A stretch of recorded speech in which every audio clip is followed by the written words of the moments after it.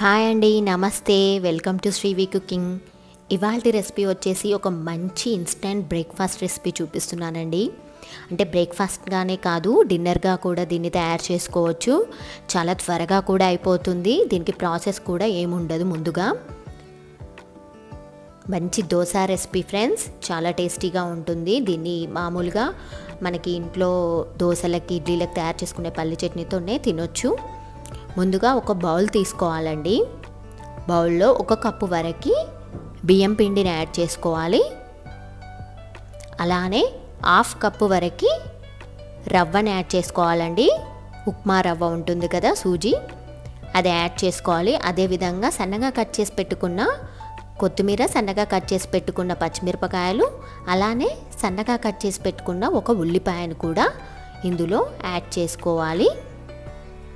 ఇప్పుడు ఇందులో తగినంత ఉప్పు కూడా యాడ్ చేసుకొని, అదేవిధంగా 1/2 టీ స్పూన్ జీలకర్ర కూడా యాడ్ చేసుకోవాలి.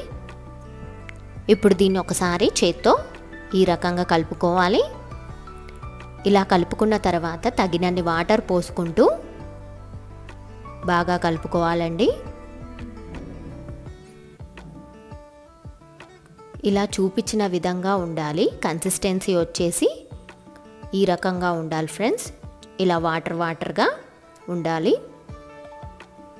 ఇప్పుడు దీన్ని ఒక గ్లాస్తో కానీ, లేదంటే మీరు గరిటెతో, మీకు ఏది ఈజీగా ఉంటే దాంతో పోసుకోవచ్చు.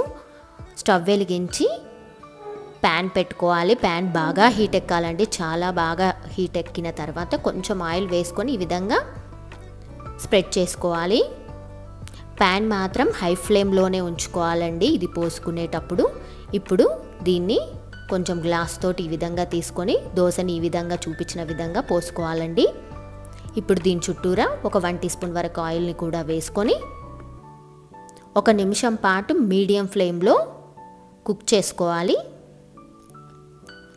ఇప్పుడు దీన్ని తిప్పివేసి ఇంకో వైపు కూడా ఒక 30 సెకండ్ల పాటు కుక్ చేసుకోవాలండి. అంతే ఫ్రెండ్స్, చూసారు కదా, చాలా ఈజీగా తయారు చేసుకోవచ్చు. ఈ దోశ అనేది రెడీ అయిపోయింది. అలానే అన్ని దోశల్ని ఈ విధంగా చేసుకోవచ్చు. నేను ఇంకొక దోశ చూపిస్తున్నాను, చూడండి ఫ్రెండ్స్.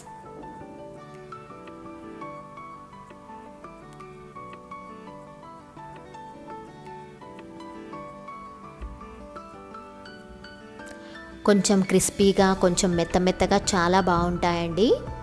చాలా టేస్టీగా ఉంటుంది ఫ్రెండ్స్. చాలా ఈజీగా కూడా తయారు చేసుకోవచ్చు అప్పటికప్పుడు. దీన్ని మనము నార్మల్గా పల్లి చట్నీతో కానీ, కొబ్బరి చట్నీతో కానీ, లేదంటే పల్లి కొబ్బరి చట్నీతో కానీ, ఏదైనా పప్పుతో కానీ చాలా బాగుంటుంది ఫ్రెండ్స్. ఒకసారి ట్రై చేయండి. మీకు రెసిపీ నచ్చింది అనుకుంటున్నాను. ఒకవేళ నచ్చితే లైక్ చేయండి, షేర్ చేయండి. మరిన్ని రెసిపీస్ కోసం నా ఛానల్ని సబ్స్క్రైబ్ చేసుకోండి. థ్యాంక్స్ ఫర్ వాచింగ్ వీడియో అండి. Bye bye.